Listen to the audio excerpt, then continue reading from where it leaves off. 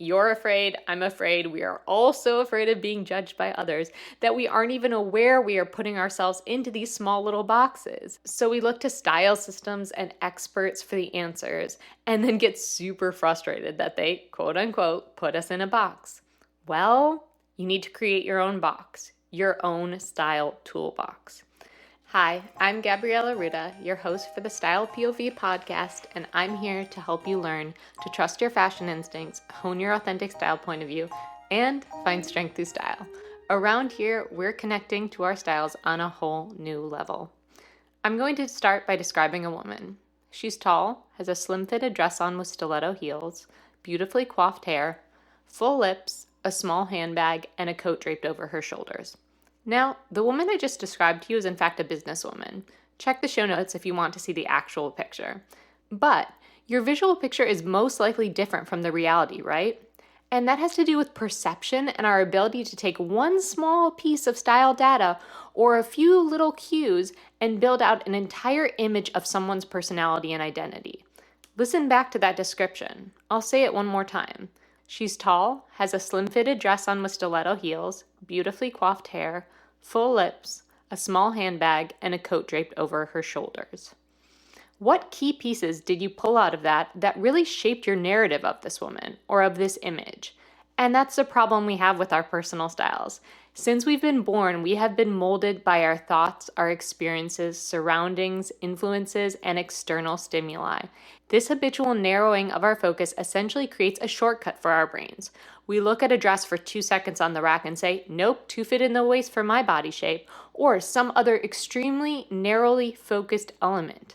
We do this when shopping, we do this unconsciously when evaluating other people's style, and we even unknowingly do it when we learn about our own style. We aren't born with good style. You may have been molded to be more aware of certain artistic theories that help you with your style, but it's not a quote-unquote God-given talent. So most people go in search of information to help with their styles. The only problem is that tricky habitual narrowing our brain falls back to. Now, in some aspects, this narrowing can be incredibly helpful. You think, yes, I know what I like.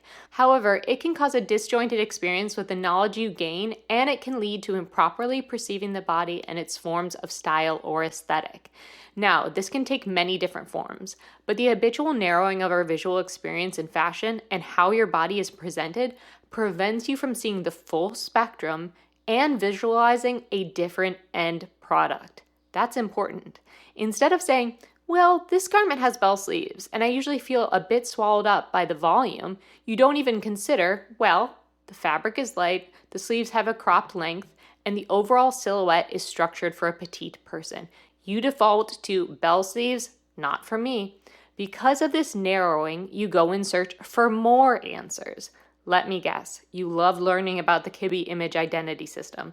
Well, it most likely jostled your perception blocks and stopped your initial molded interpretations of things and gave you a new foundation of information to understand form from.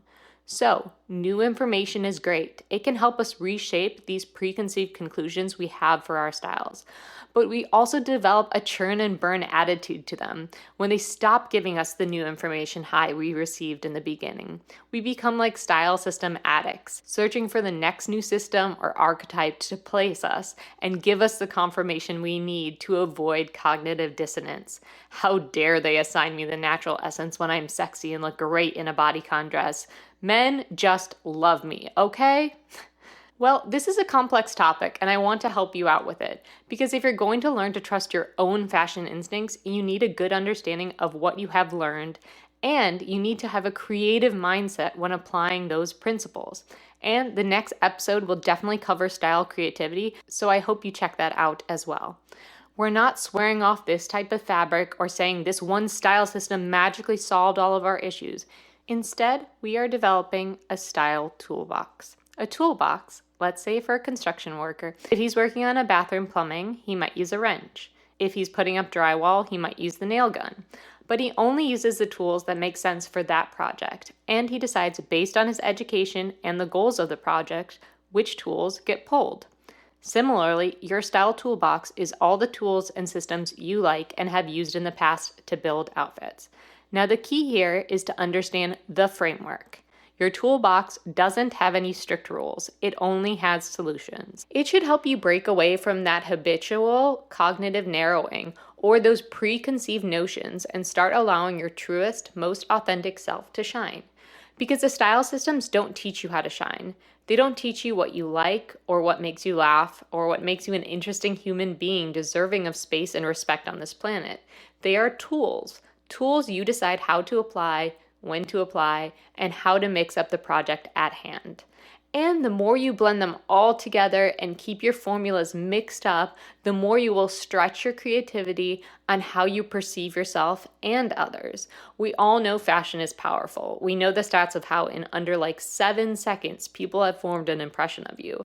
But what we have to quantify properly is the power that is held when you heal your relationship with style and are bold enough to express your truest self through style. But I get it. You're afraid. I'm afraid. We are all so afraid of being judged by others that we aren't even aware we are putting ourselves into these small little boxes. So we look to style systems and experts for the answers and then get super frustrated that they, quote unquote, put us in a box. Well, you need to create your own box, your own style toolbox. Every bit of foundational fashion information you gather, every style system you deep dive into, every daily outfit photo you take, it's information for your style toolbox. It's like your very own database of who you've been and what you've tried. You've determined your Kibbe image identity, your Kitchener essences, your Zyla palette, developed a style statement, figured out your seasonal color analysis, determined your best proportions. The list is endless.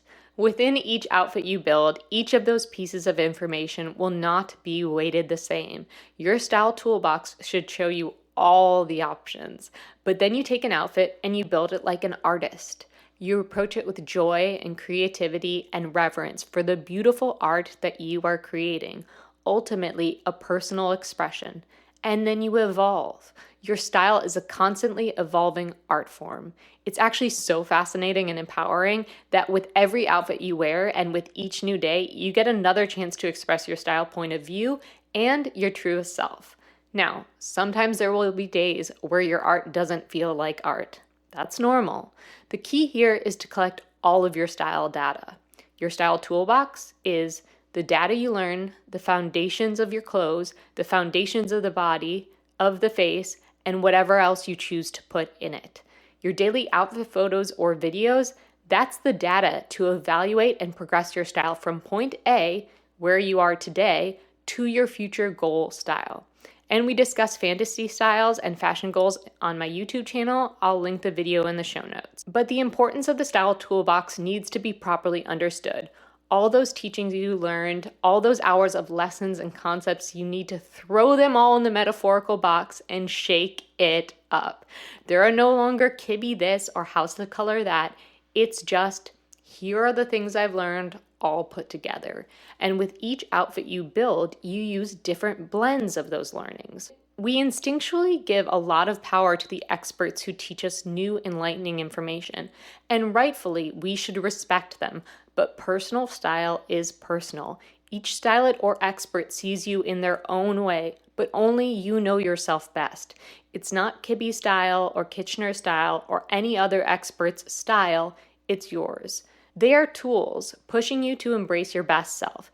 But until you start tapping into those core elements of yourself that you want to express, that you need to express in your style, you'll only be doing the equivalent of building a tract house in a complex of 100 houses that all look like you, which is not the point of any style system or personal style.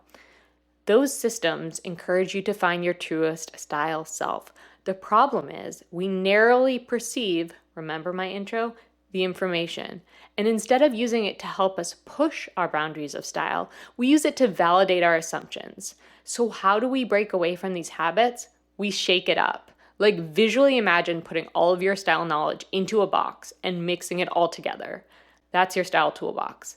And we don't outwardly say no to pieces of clothing we found out shopping or in our closet. Instead, we try to find the right collection of tools that can make it work, especially if that piece resonates with you on a deeper level. If you're drawn to something, your style demands you explore it. And how you explore it is by finding the right tools to make it work. Whether your Style Toolbox has one system in it or 15, it doesn't matter. Clothing is an extended dimension of our bodily self, but when it really starts to feel good and expresses your style point of view is when it goes past your bodily self and just expresses the inner you. It's scary, but amazing. Now, part of developing a style toolbox is learning how to trust your own fashion instincts. You're not narrowly defining small elements of clothing or overly relying on any one expert's interpretation. You're learning to trust you. Because guess what? The proof will be in the pudding. You see those daily outfit photos you've been religiously taking? Article linked in show notes if you need to get started on that extremely important style habit. But you see those photos and clarity emerges over time. It starts with, oh, I like how I use this shirt. It uses these tools in a cool way, and it evolves into this outfit. That's really me. This podcast aims to tackle some of the misconceptions we have about our styles and emotionally heal some of our issues with expressing our unique style POV. You're an original. I can't wait to see you express this.